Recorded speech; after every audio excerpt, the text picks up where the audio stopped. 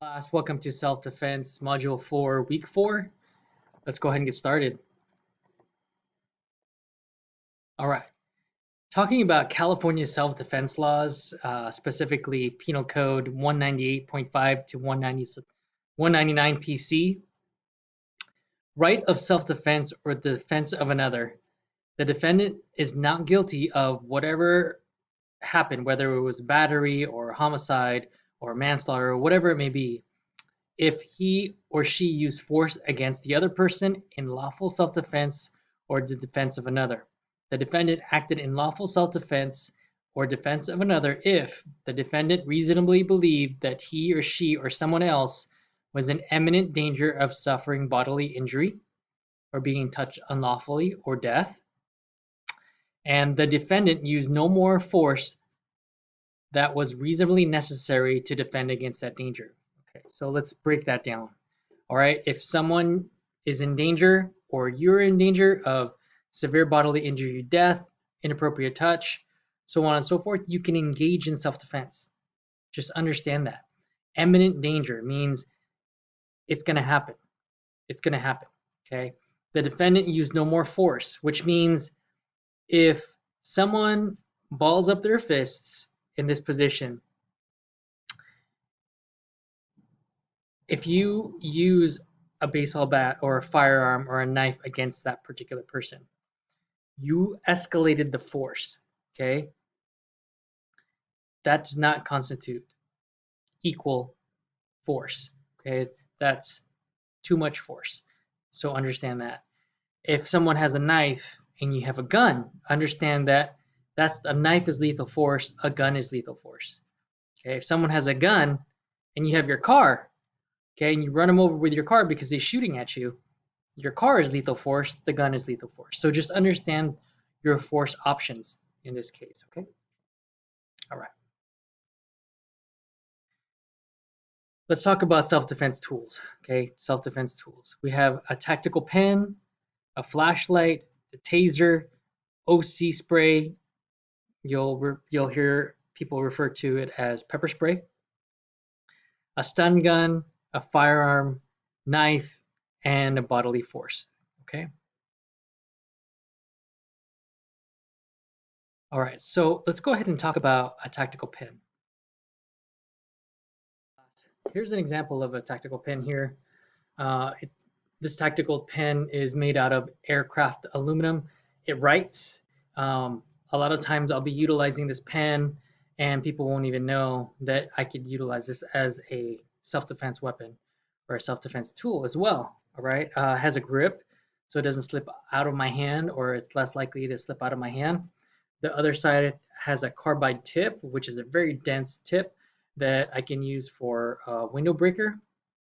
And when I open it up, it has refillable ink cartridges in there.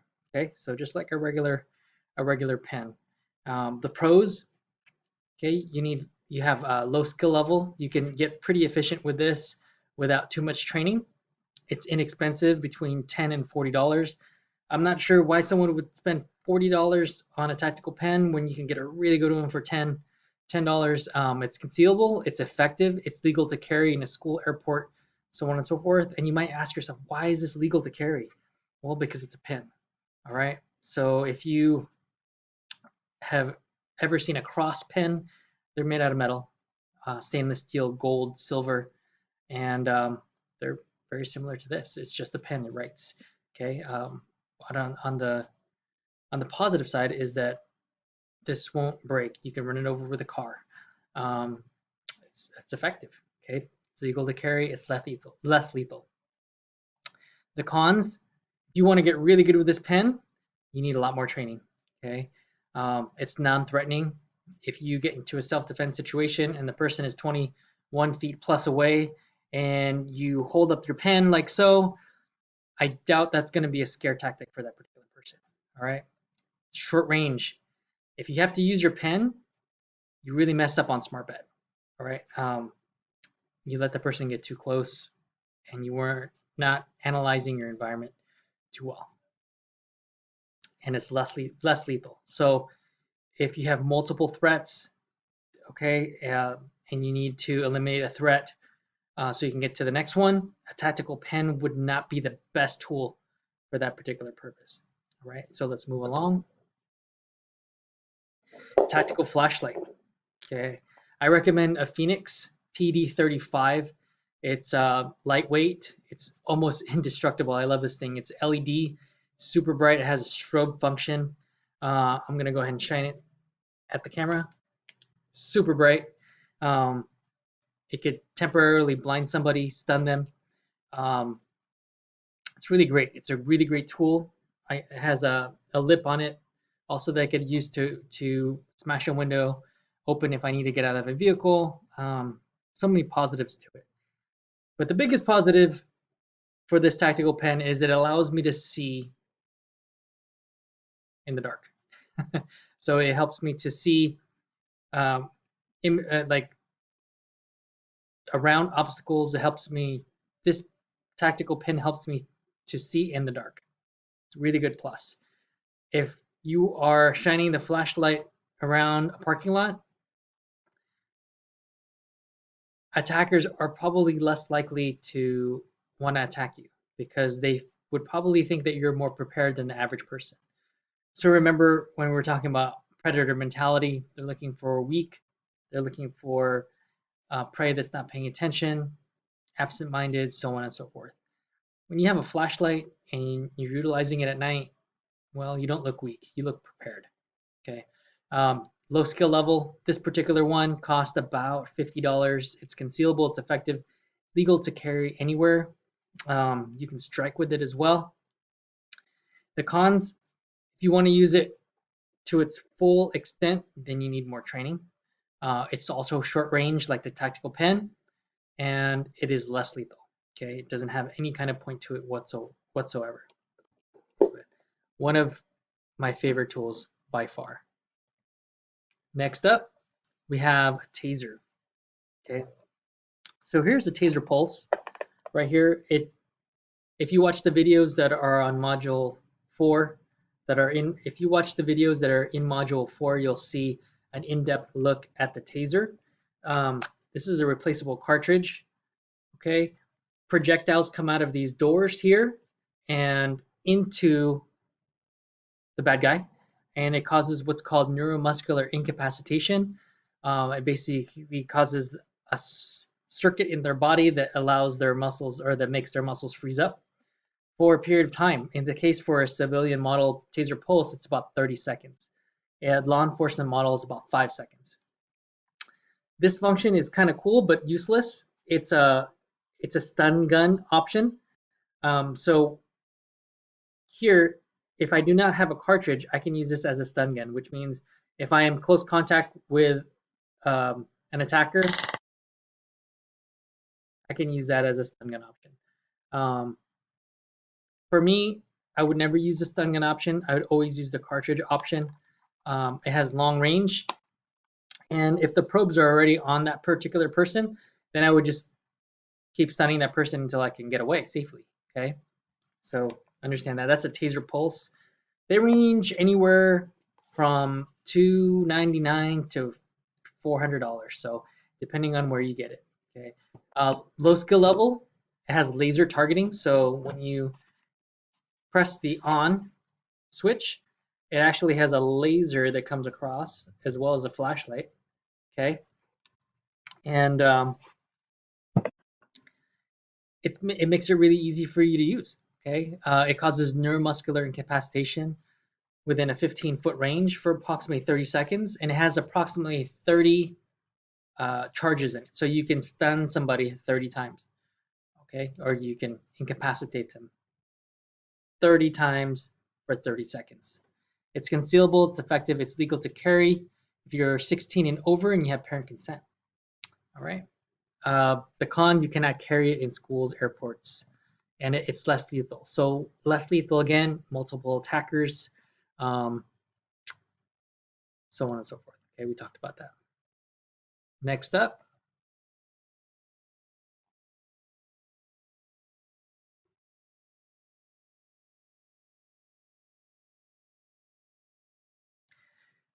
we have pepper spray. So if you view the video that's on module 4, If you view the video that's in Module 4, you'll see a demonstration of a pepper spray exercise that a Navy officer is going through. Really good. Make sure you watch those. No skill level. It's inexpensive. It's concealable. You have between 5 and 15 feet of range to it. It's less lethal.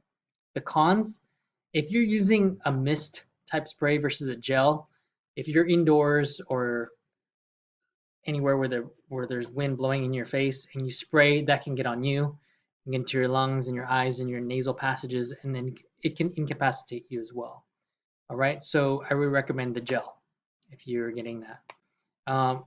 You can carry that in so many different places. You cannot carry that in some schools. Some schools will allow it. You cannot carry that on a plane because of the pressurized container. It may explode. Again, it's less lethal, okay? But the positive side is you have about 10 or 15 sprays depending on how big that cartridge is. So that's a good one. Next up, we have a firearm. Firearms in California, you need a special permit to carry it. It's a concealed weapons permit. Some cities are more challenging. Some cities are more difficult. Some cities will require more of you. It's depending on the city that you live in.